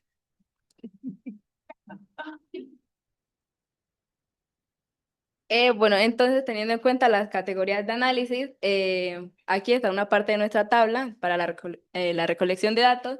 Tenemos el neologismo, que sería MID, la tipología, que en este caso nos basamos en la tipología que propone Cabré, y en este caso entra en la categoría de otros, que son los neologismos que son difíciles de catalogar, no se puede, como, sí, no hay una definición exacta de qué son. Bueno, tenemos signos verbales, visuales, o sea, los subtítulos que proporciona TikTok, los signos verbales orales, aquí ya tenemos la triada de Peirce, entonces tenemos el representamen, que es como la forma física o perceptible del signo, en este caso sería la grafía. Luego tenemos el objeto, que es como lo que remite ese signo, es decir, lo que, la idea que se tiene o el concepto. Y ya el interpretante, que es la comprensión que realiza el receptor. En este caso, nosotras como usuarias de las redes sociales. Entonces tenemos representamen mid, objeto, cualidad de ser mediocre o regular, que es la significación que se le da. Y en el interpretante tenemos que mid no se refiere a una posición geográfica como lo analiza TikTok, sino que se refiere a una evaluación de una cualidad de una persona, ¿cierto? Entonces se interpreta como algo mediocre, regular, que no está ni malo ni insulso. Y también tenemos un referente que es la mención que se hace de Bubble Bath from SpongeBob, que nos lleva a otras significaciones. En los signos no verbales no tenemos referentes que aporten al significado, entonces no agregamos ningún dato ahí. Siguiente, por favor. Bueno, otras de las muestras que nosotros tenemos es otra traducción de MIT diferente a la anterior, que es a la mitad. Seguramente muchos de ustedes han visto todos estos neologismos en redes sociales. Mewing, TikTok lo traduce como maullar. Aura Farming como agricultores. To know ball como conoces la pelota. Y to glaze, que se ha utilizado mucho últimamente, nos da dos, que es glaseando o esmaltado. Pues todos son incorrectos. Sí, no hay mucho que hacer con eso, la verdad. Sí. Bueno, entonces para el análisis de los resultados hicimos un análisis también cuantitativo Y para la tipología de los neologismos, tenemos que la mitad de los neologismos son de forma, es decir, la mayoría fueron de abreviaturas. En este caso, tenemos 25% en otros y un 25% semánticos, es decir, que se le da un nuevo significado a palabras ya existentes. Bien, ahora en la evaluación de calidad, como ya mencioné, que es una escala de Likert de 1 a 5, siendo 1 el menor dato y 5 el mayor.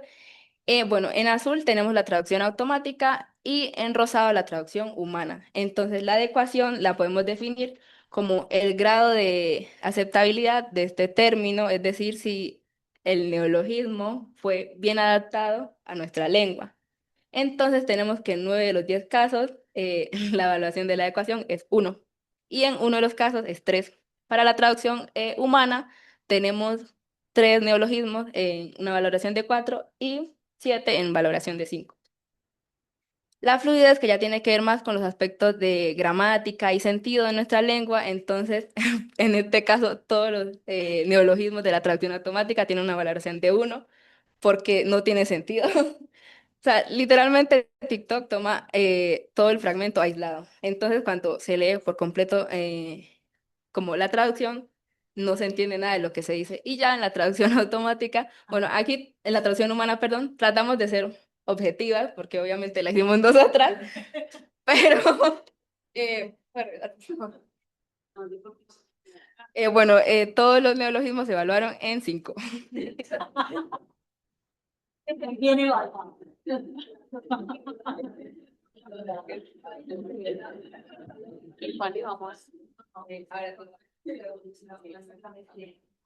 Bueno, ahora respecto a la comprensibilidad, entendemos la comprensibilidad como la facilidad con la que el lector entiende ese texto. La traducción humana, pues están todas, absolutamente todas en 1. Ya vieron el ejemplo que les leí ahorita, no se entiende pues absolutamente nada. Luego la traducción humana, pues tenemos 2 en 4, luego 8 en 5 y la siguiente. Y la aceptabilidad, que es qué tanto o qué tan bien los lectores reciben esa traducción. Nosotras que fuimos las lectoras pusimos que 9 de los 10 casos estaban en 1, tenemos 1 en 3 y la traducción humana está dividida en 5 en 4 y los otros 5 en el 5. Bueno, ya en conclusiones, en general, podemos decir que estos resultados nos permiten concluir que aunque la muestra es reducida, 10 videos, se observa una clara tendencia hacia la creación morfológica. Esto en el caso de los neologismos, complementada en menor medida con procesos de resemantización y otras formas de clasificación. Ya en cuanto a la evaluación de la traducción, hay una diferencia, evidentemente, en todos los criterios evaluados, con la traducción automática recibiendo puntuaciones bajas, lo que refleja problemas de interpretación, estructuras poco naturales y falta de coherencia en las traducciones. Teniendo en cuenta que estas máquinas de traducción automática no realizan un análisis contextual y cultural de los neologismos. Por el contrario, la traducción humana tuvo valoraciones más altas, mostrando un mayor dominio lingüístico y un mejor conocimiento contextual y cultural de lo que se muestra. Bueno, a partir de este corpus que recopilamos, también podemos decir que al menos en estas herramientas o en estas plataformas, ese factor humano todavía es muy necesario para lograr traducciones culturalmente entendibles. Y también podemos decir que a pesar de que este corpus es muy pequeño, podríamos aplicarlo a otras lenguas, porque todas las lenguas tienen esa capacidad de ir avanzando. Entonces, por supuesto, todos los hablantes de todas las lenguas tenemos neologismos. Entonces, estos resultados que tenemos acá, podríamos aplicarlos a otros casos también. ¿No? Bueno, no sé si tenemos tiempo para esto, pero nosotros les proponíamos una pregunta, ¿qué tan importante es que se puedan traducir los neologismos o que haya una herramienta que le permita a los usuarios acceder al contenido sin barreras lingüísticas? Esto teniendo en cuenta que este tipo de términos son muchas veces efímeros. Entonces, ¿qué tan importante es que podamos acceder a ellos? Si alguien quiere responder, si no, se pueden ir con la dudita.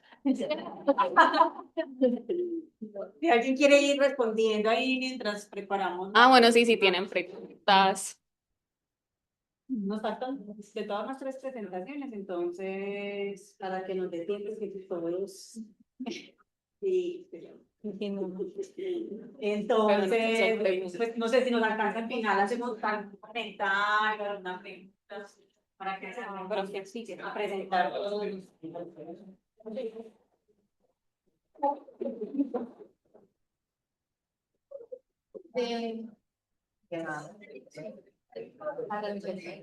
La siguiente presentación que tenemos es de traducción audiovisual, se llama El mito del inapropiado, análisis contrastivo entre la versión original en inglés y el doblaje al español latino de Hércules de 1997 y su adaptación mitológica y cultural para un público infantil latinoamericano, a cargo de Dana y María Alejandra.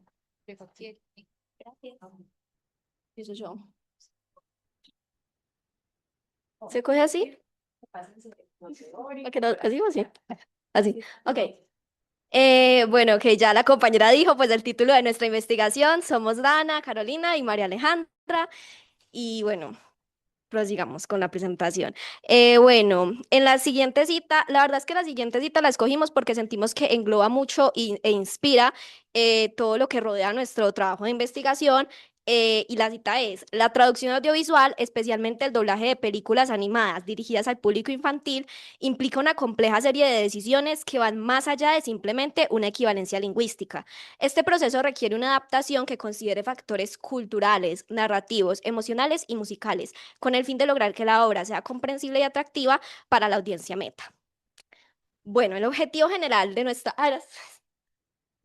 Bueno, el objetivo general que nos planteamos para nuestra investigación es identificar y analizar las transformaciones culturales, lingüísticas y narrativas, que en un momento les explicaremos cada una, que se realizaron en la traducción para el doblaje del español latino de Hércules de 1997, con el fin de adaptar los culturemas y las referencias mitológicas grecorromanas al público infantil latinoamericano.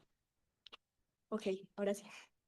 Y los objetivos específicos serían identificar y clasificar los recursos lingüísticos, culturales y narrativos que se emplearon en la versión en inglés y sus traducciones al español a fin de adaptar los mitos grecorromanos para el público infantil.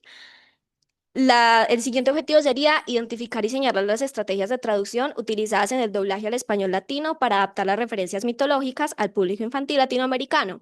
Y el tercero sería recopilar los elementos visuales que cuentan con una carga cultural mitológica y examinar su influencia en las decisiones de traducción del doblaje al español latino, así como en la construcción del significado para el público infantil.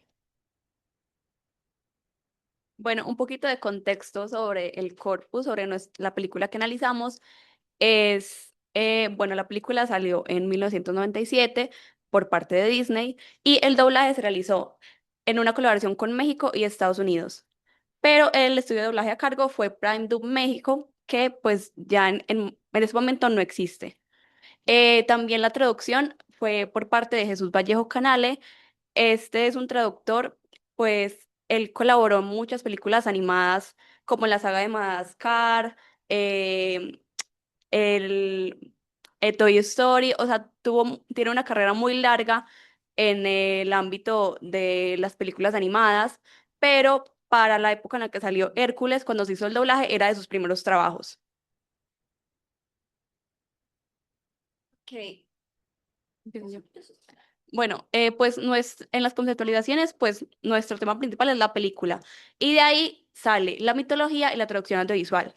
La mitología, específicamente la mitología grecorromana, porque estas se relacionan debido a que los romanos tomaron mitos de los griegos y los adaptaron a su propia cultura, mezclando un poco esos mitos y esas leyendas hasta transformarlas en mitos parecidos, pero con algunos cambios, por ejemplo, los nombres. Esto se evidencia desde el nombre de la película, el que Hércules es el único que mantiene su nombre romano, mientras que los otros personajes tienen su nombre griego.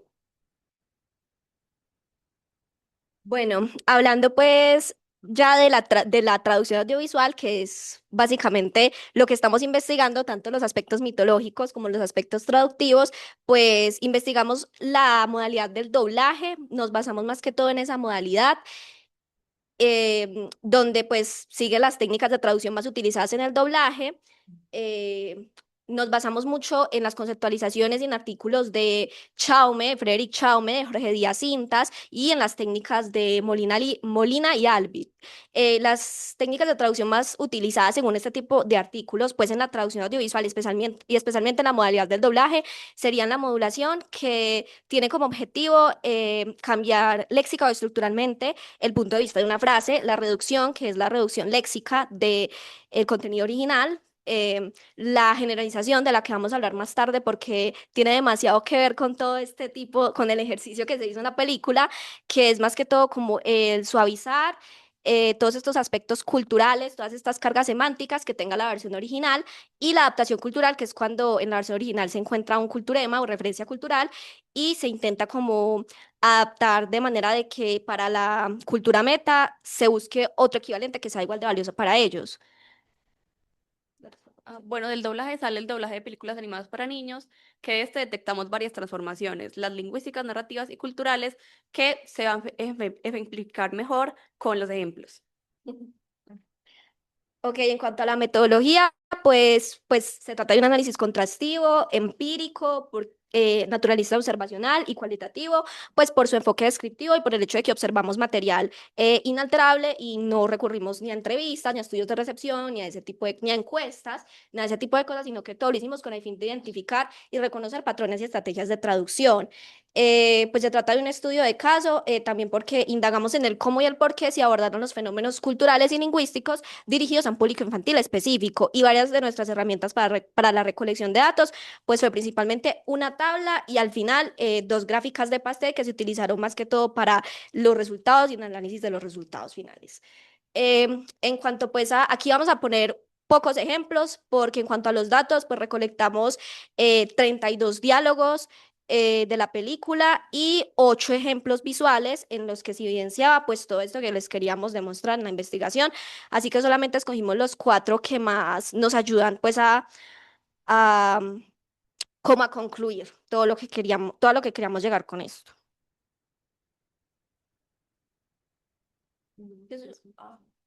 Bueno, el principal sería un fragmento, en el que Megara se niega a hacerle algo malo a Hércules, donde pues así diciéndolo rápidamente, Hades le responde, he's a guy, y en el doblaje se cambió por es un tonto. Se trata de una transformación lingüística en el que se cambió, pues obviamente, la palabra por completo. No se utilizaron ni sinónimos ni otro tipo de cosas, sino que se cambió la palabra y por lo tanto un poco el sentido de la frase. La técnica de traducción utilizada fue la generalización, ya que nosotras analizándolo pues de una manera más profunda, nos dimos cuenta de que, pues, eso ya sería como más del parte de la conclusión, pero básicamente en Hércules se hace un trabajo de censura en el que se cambian y se alteran muchos chistes que pueden ser para adultos, tanto para el público pues adulto masculino como femenino y ese tipo de cosas. Entonces aunque no sea un chiste con una carga sexual pues alta, sigue siendo un chiste que solamente ciertas personas lo podrían entender mejor, digamos las mujeres ya más adultas o más jóvenes en la versión original, porque si se traducía al español como es que es un hombre, pues no se va a entender qué tiene de malo en que sea un hombre ni nada. Entonces, por eso quisieron poner que es un tonto, tal vez para simplificar esto para la audiencia infantil. Bueno, el siguiente ejemplo rápidamente, en este se aprecia como Hades, se refiere a una entidad mitológica como The Fates. Esto también son conocidas como las Moiras, que son las que definen el futuro en la mitología griega. Sin embargo, en el doblaje decidieron hacer como un chiste y cambiarla por las arpías. No entiendo por qué. Decidieron quitar un poquito esa carga mitológica, que es lo que se prioriza en la película, y decidieron más irse por lo chistoso.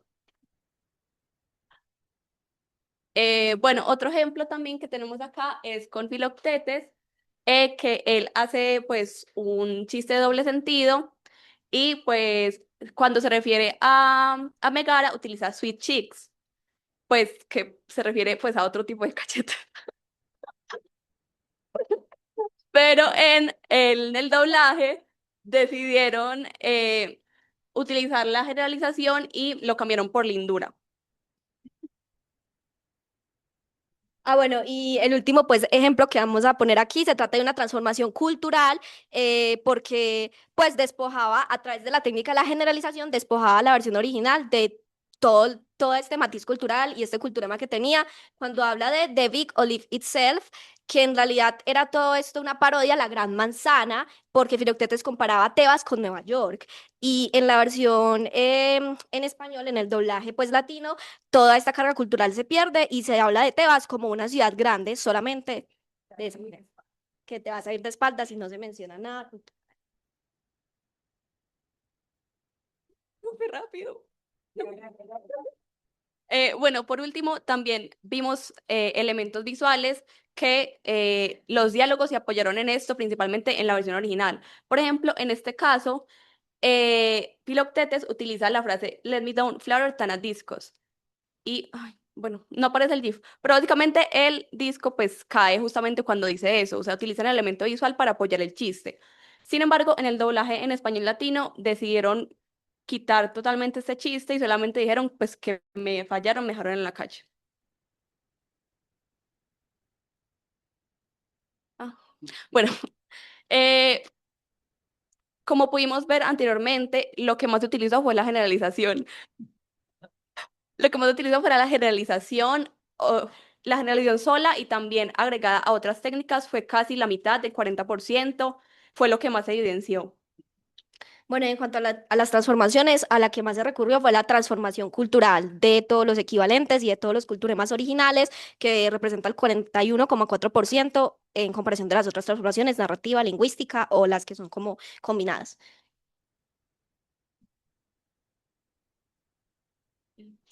Bueno, gracias a todo este ejercicio pudimos concluir, primero que todo, en cuanto a las estrategias de traducción, que la técnica de la generalización se utiliza mucho para la censura. A través de esta técnica se recurre mucho porque se pretende siempre suavizar y despojar el mensaje de todo tipo de doble sentido o referencias culturales. La técnica se utiliza con el fin de simplificar los diálogos y restarles matices más complejos que pueden ser o no ser entendidos por los niños. Bueno, como pudimos ver, se dio mucho la atunación a los elementos sexuales, lo que nos parece muy curioso porque estos sí se presentan en la versión original. O sea, la versión original sí considera que es tolerable para los niños, pero el doblaje no. Y lo mismo pasa con las pérdidas narrativas de la mitología, lo que nos parece algo aún más curioso porque la mitología grecorromana es el tema principal de la película. Entonces, quitar estas características, pues cambia totalmente el mensaje que quiere dar esta película. Bueno, y al final, pues la desaparición de los culturemas, obviamente también a través de la generalización que se aplica para todo esto, donde se perdieron demasiadas referencias culturales porque todas se simplificaban o se estandarizaban, no se utilizaban equivalentes culturales o culturemas de Latinoamérica para hacer ese tipo de chistes, sino que simplemente se cambiaba por completo todo este matiz cultural y se perdía. Bueno.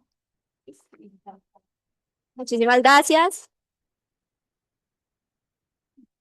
Bueno, vamos a pasar a las presentaciones porque para que no se nos quede, y si de pronto tenemos 5 minutos al final y quieren hacer la presentación. Ay, sí. Ya la siguiente, ya les digo cuál es. Este es de también traducción audiovisual de Los Reyes del Mundo. La traducción de lo simbólico, análisis de los subtítulos al inglés de la película Los Reyes del Mundo que salió en 2022. A cargo de Mariana.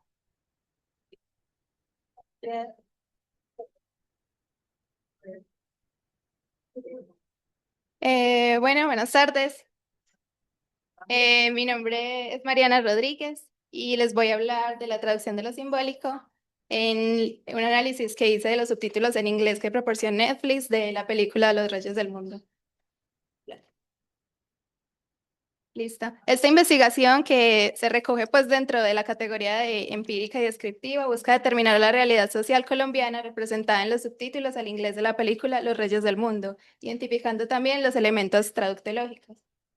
Para realizar este objetivo, yo vi pertinente también desglosarlo un poco y dividirlo en categorías más pequeñas. Por ejemplo, identificar las temáticas sociales y los elementos culturales, identificar los elementos dialectales del español colombiano e identificar las estrategias de traducción utilizadas en los subtítulos de Netflix. Bueno, ¿alguien de aquí ha visto la película?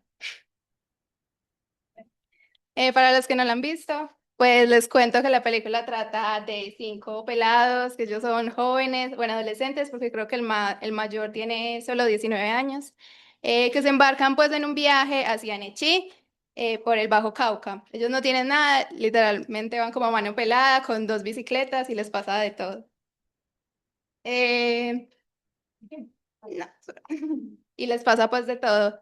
Yo creo que la directora, que es Laura Mora, hace un trabajo aquí como muy especial porque ella retrata todo esto, como estas injusticias a las que ellos se enfrentan también en el camino, de una manera muy poética y a la vez cruda. Y es como lo que me lleva a mí también a cuestionarme y a pensar en que si esos matices se mantienen en una lengua extranjera. Siguiente. Siguiente.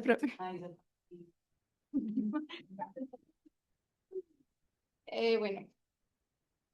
Este es como el marco teórico que guió mi investigación. La subtitulación pues es una modalidad en la que un texto escrito se superpone al canal visual del producto audiovisual. Sabemos que hay varias modalidades. Está la interlingüística, que es la traducción a otra lengua, y es la que vamos a analizar aquí. Está la intralingüística, que se da entre la misma lengua, o sea, la transcripción. También está la que es más referida como a la accesibilidad, como la subtitulación para sordos o la subtitulación creativa. Esto se analizó teniendo en cuenta las restricciones que Netflix tiene sobre las subtitulaciones al español de Latinoamérica y en España. Y también, bueno, en análisis contrastivo, es una comparación sistemática de 2 versiones del mismo texto. Aquí analizamos la transcripción al español y los subtítulos al inglés que proporciona Netflix, teniendo en cuenta las estrategias de traducción que se usan y las dificultades que vienen intrínsecas en el proceso. Y como enfoque sociocultural, se busca mucho la examinación de los elementos sociales, los culturales y los identitarios, como las temáticas sociales que se tocan dentro de la película y las marcas de oralidad. Bueno, para facilitar la recolección de datos, yo decidí empezar como a recoger los segmentos de la transcripción que caían en una de estas 3 o 4 categorías.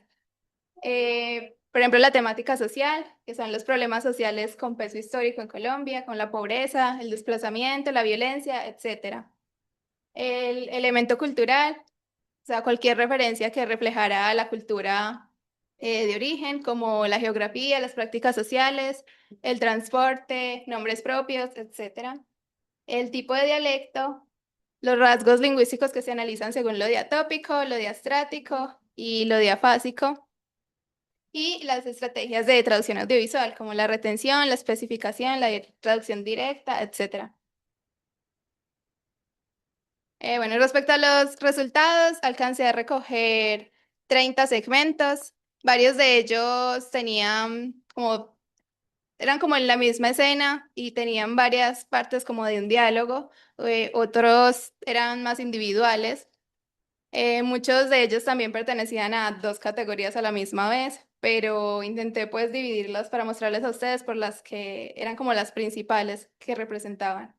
Dentro de la temática social me guié mucho por la función diegética, que es como el contexto interno de lo que pasa en la película, pero también busqué que se reflejara y que tuviera como un peso histórico en Colombia, o ya sea social o político. Por ejemplo, el rencor social y la violencia estructural en este diálogo, el despojo territorial y la estigmatización. No sé si alcanzan a leer todos. No, les voy a leer uno. Bueno, despojo territorial, radice. Vamos a reclamar una tierrita de donde sacaron a mi abuela hace mucho. Y la traducción es to reclaim a piece of land the paramilitaries stole from my grandma a long time ago. Y la estigmatización, por ejemplo, una mujer dice, usted se ve que es una plaguita, mi hijo. Y la traducción, dicen, I can see your trouble, honey.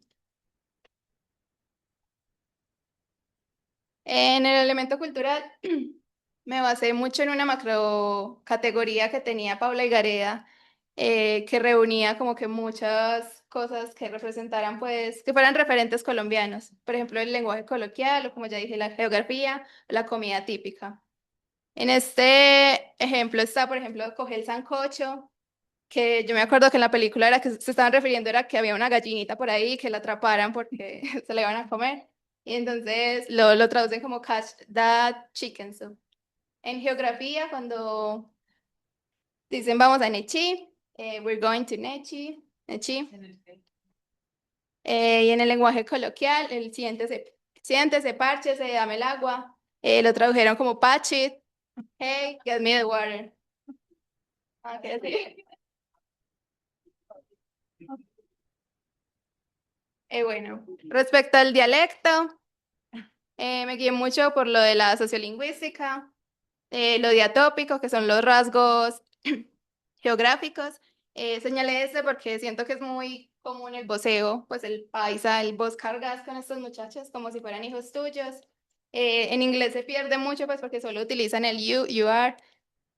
Lo diastrático, que son los rasgos de la clase social, del estrato. Lo vi coger la curva, ¿no? Gonorrea. Lo tradujeron como I saw you taking my corner. I fucking saw, didn't I? Yo siento que aquí se perdió mucho lo que querían transmitir porque simplemente hicieron una traducción directa y cogieron esa curva como el espacio en realidad se referían pues a otra cosa que se fuera. Pero bueno. Y lo diafásico que ya es como la situación comunicativa. Aquí él estaba hablando pues ya un señor mayor, entonces sí, el registro subía como un poquito más y se veía, y el muchacho Ra hablaba un poquito más formal. Se refería al señor como caballero y sí.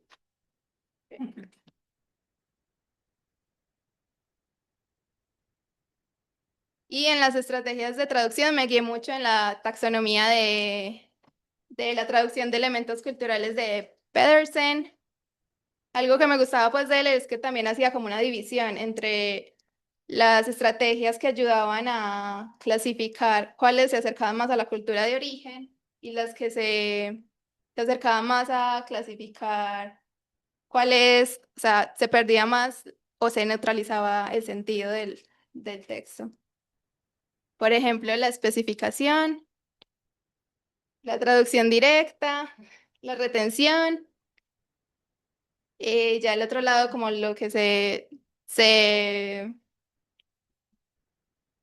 acerca más a la cultura de destino, que ya es la sustitución, la generalización, la omisión, la traducción directa también.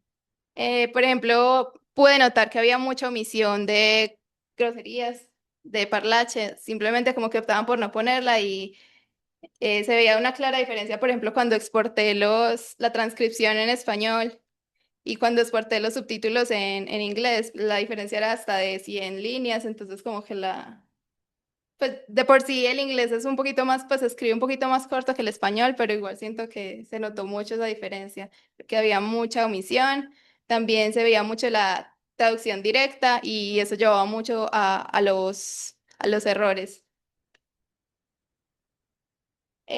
Bueno, en conclusión, a mí me parece como bonito hasta mencionar que el ser humano siempre busca como la representación en todo lo que ve o lo que consume y busca cierta verdad en eso. Pero la verdad como que tampoco requiere como mucho artificio y simplemente se trata como de los sentimientos o de las experiencias que tienen en común. Entonces sí, creo que la conservación de la carga simbólica en los subtítulos es baja. Esto sugiere que las estrategias utilizadas no logran mantener la especificidad cultural del texto original. Si bien la experiencia general en subtitulación y ser hablante nativo de la lengua meta son requisitos comunes, no son suficientes para traducir correctamente los coloquialismos y la fraseología de una variante del español, en este caso la colombiana. Y se requiere un conocimiento profundo de la cultura de origen para capturar esos elementos sociales y culturales. Ahí lo llamo. Gracias.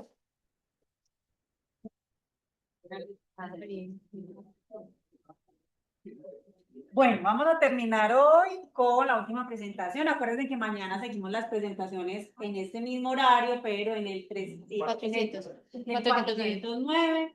Por allá los esperamos. Y yo creo que tenemos mucho material para la revista, ¿cierto, Valentina? Que todos hagan esos trabajos finales y nosotros le mandamos esos artículos a las muchachas y los muchachos de la revista. Entonces, vamos a terminar con Sofía y con Manuel.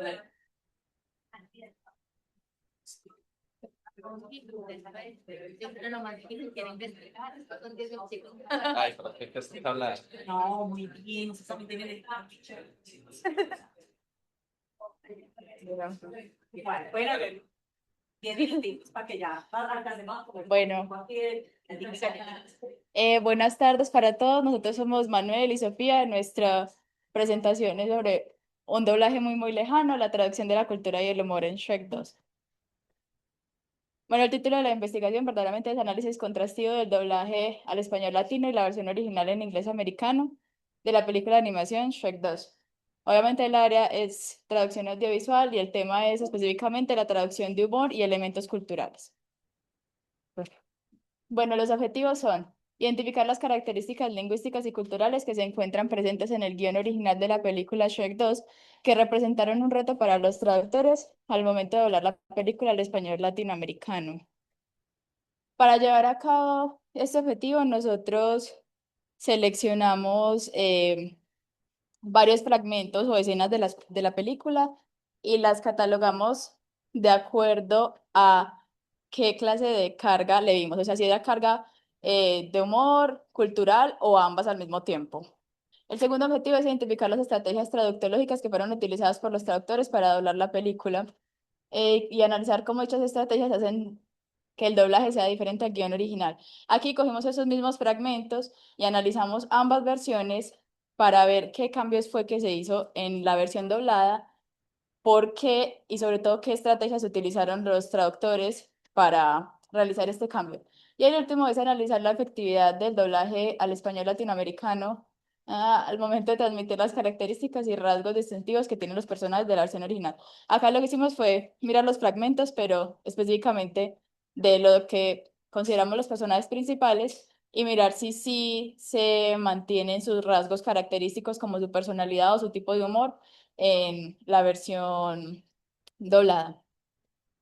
Bueno, nuestro corpus es un corpus paralelo que representa, o sea, con una selección representativa de fragmentos de la película de animación americana Shrek 2, bueno, ser una película americana y 2004, perdón, del 2004, entienden un poquito pues el contexto, el tipo de humor que se utilizaba en ese momento. Entonces, la versión original en inglés americano y el doblaje al español latinoamericano específicamente. Los aspectos de interés del corpus son la riqueza lingüística en aspectos humorísticos y culturales y la sutileza en los diálogos. Muy importante, como es una película de animación, que son especialmente dirigidas a los niños, pero se busca que también haya como elementos para los adultos para que todos lo puedan disfrutar, ¿cierto? Bueno, nuestros conceptos son principalmente las características culturales, entonces elementos del texto fuente que remiten a conocimientos, referencias, valores, chistes o intertextualidades propias de la cultura de origen. Nosotros lo clasificamos en tres. La primera, referencias explícitas a la cultura. Esas son alusiones específicas a la cultura del texto original. Entonces, alusiones a marcas, celebridades, instituciones, cosas muy específicas de esa cultura. La segunda, la intertextualidad y la parodia, que vendría a ser entonces la intertextualidad, la referencia común, o las referencias o ecos a otros textos, otras obras, y como esto normalmente se aparece en una película así, por ejemplo, para ¿cómo se dice? Con fines humorísticos, sobre todo con la intención de hacer una parodia. Muy importante especialmente en esta película porque básicamente toda la película es una parodia. Y por último, el humor dependiente del contexto cultural. Muy parecido a la primera, pero más en referencia a cuestiones socioeconómicas, así más arraigadas de esa cultura. Siguiente. Y las estrategias traductológicas fueron nuestra como subcategorización. Entonces son las técnicas y enfoques que el traductor, o en este caso el doblador, emplea para resolver las diferencias entre el texto original y el texto traducido. Las estrategias que encontramos más en los segmentos que seleccionamos fueron la domesticación, la ampliación, la omisión y la modulación. Bueno, ahora en los resultados. Nuestra muestra se conformó por 28 fragmentos que se categorizaron, como había mencionado anteriormente, en si presentaban carga cultural, de humor o de las dos. De eso encontramos de cultural únicamente 2, de humor 13 y de ambas 13, para el total de 28. Escogimos como 40 fragmentos más o menos, pero seleccionamos 28. Entonces estaba dividido ahí. Los de carga cultural solamente presentaban domesticación y omisión. Los de carga de humor presentaban las 4. Y lo mismo con los que tenían ambas. Y ahora vamos a mostrar los ejemplos. Entonces, esta primera escena es bastante curiosa. ¿Por qué? Porque acá en el diálogo original no hay diálogo por aproximadamente 1 minuto. Pero al doblar, bueno, contexto, es cuando Shrek, Fiona y Burro llegan a muy, muy lejano. Entonces empiezan a recorrer en carruaje como una calle que es como la calle de las celebridades. Entonces, el diálogo doblado dice, miren, ahí viene la greñuda de Rapunzel, ahí a la izquierda está el cantón de la Cenicienta. Esto sí que es visitando a las estrellas. Y el diálogo original en inglés dice Swimming Pools, Movie Stars. Esa referencia no la agarra nadie. Porque esta frase es una frase de una serie de los 60 estadounidenses que se llamaba The Beverly Hillbillies. Entonces, contexto también, esta serie seguía a una familia de montañeses que vivían en las montañas de Estados Unidos. Entonces, ellos encuentran petróleo, se vuelven ricos y deciden mudarse a Beverly Hills, que es pues a mí me gusta mucho esta referencia, aunque siento que nadie en Estados Unidos tampoco la podría agarrar, porque esta película es del 2004, porque es exactamente el mismo contexto que están viviendo los personajes en ese momento. Desentonan totalmente en muy, muy lejano. Ese no es su contexto. Bueno, y yéndonos de nuevo al doblaje, evidenciamos 2 estrategias. Ampliación, obviamente esto no estaba ahí. Y una domesticación en varios sentidos. Se le da prioridad a los personajes de cuentos clásicos, Rapunzel y Cenicienta. Esto es una referencia universal. Todo el mundo va a entender esto, no la anterior. Y también esto, Visitando a las Estrellas, también era una serie mexicana, que esta es una de las problemáticas que pasa en Shrek muy a menudo, que esta película está muy mexicanizada. Entonces, por acá, todo el mundo, por abajo, solamente México. Bueno, la segunda escena, tenemos este diálogo. Oh my God, help me, please. My racing days are over. I'm blind. Tell the truth. Will I ever be able to play violin again? En doblado, ayúdenme por favor, soy pura sangre me estoy coagulando. Estoy ciego, díganme la verdad, ya no podría ver la tele. Bueno, eh, un contexto lo veré enseguida, pero entonces aquí evidenciamos un humor basado en la exageración, la incongruencia y lo absurdo. ¿Por qué? Pues obviamente en blind, exageración. Incongruencia y absurdo es porque se está refiriendo a sí mismo como un caballo, él es un burro. Aquí hay algo específicamente, pero eso lo explico enseguida. Y obviamente un animal no puede tocar violín. Eh, Igualmente hay una referencia cultural estadounidense muy clara. Allá sí hay una cultura de carreras de caballos. En Latinoamérica no tenemos eso. Eh, y en el diálogo doblado volvemos a evidenciar domesticación, ampliación y una pérdida por referencia visual en cuanto a la personalidad del personaje. ¿Por qué? Porque en esta escena Burro se ha transformado en un corcel. Entonces verdaderamente sí es un caballo. Y al decir no voy a volver a tocar violín again, otra vez, perdón, eh, está haciendo una referencia a su personalidad en el momento. Él ya es un caballo, es refinado y tiene un registro más elevado. Eso se pierde. Y bueno, la ampliación está en me estoy coagulando. Y pura sangre, si bien es una equivalencia funcional, tampoco es como tan muy de nosotros. Ah, y lo de la televisión, obviamente. Y en la tercera escena, no voy a ponerme a leer todo eso.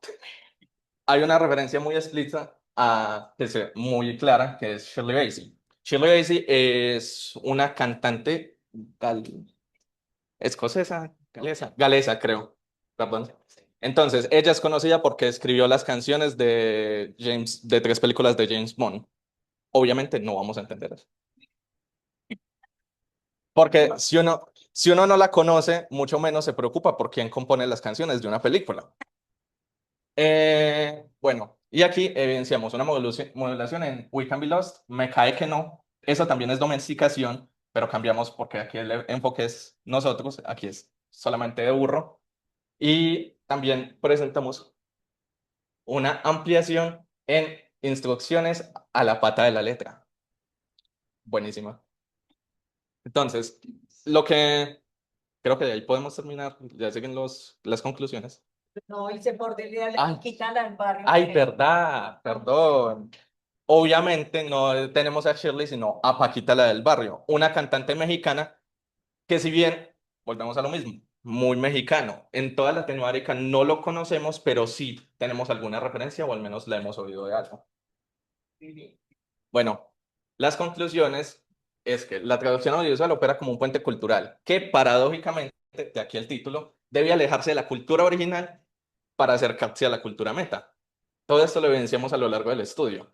Principalmente que el humor y la cultura requieren de transformaciones muy significativas para mantener el humor y sacar la carcajada en el público meta. Y ya estas 3 son como de las estrategias de traducción. Es evidente que la prioridad siempre se utiliza es domesticación, porque se tiene que buscar referentes en la cultura meta. La ampliación se utiliza para reforzar el tono humorístico y mantener la expresividad de los personajes. Y la omisión se utiliza cuando efectivamente no hay forma de mantener un referente cultural. Y para mí la conclusión más importante es que el doblaje no es replicar el humor del texto fuente de forma literal, sino reconstruirlo para que funcione dentro de un marco cultural distinto. Y eso hace parte también de la esencia y la personalidad de los personajes.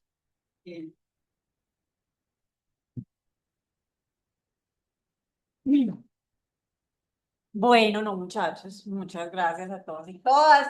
Fuimos muy puntuales con el tiempo. Valentina, despida de esta sesión. Bueno, ¿tienen preguntas? No, no. No, pues, bueno, muchas gracias a todos, a los jóvenes investigadores, a quienes asistieron.